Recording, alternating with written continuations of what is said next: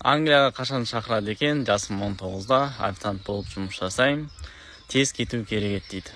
Енді дәл қазір Англия фермаларынан набор болып жатқан жоқ.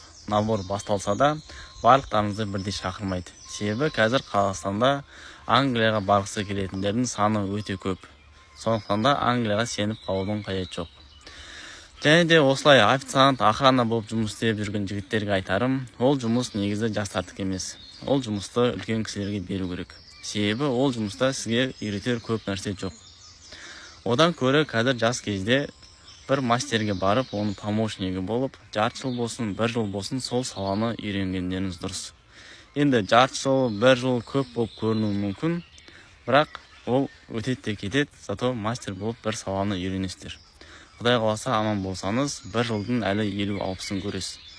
Сондықтан да қазір рисковать етіп, бір саланы үйреніңіздер.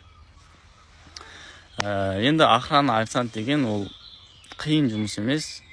Любой адам келеді, 15 минутта сіздің орныңызға ауыстырылады. Ал егер бір саланы үйренсеңіз, ол кезде уже өз айлығыңыз өзіңізге байланысты болады.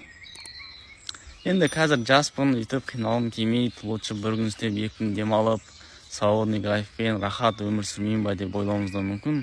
Бірақ естеріңізде болсын, рахат өмір іздеген адам ол қиын өмірге тап болады.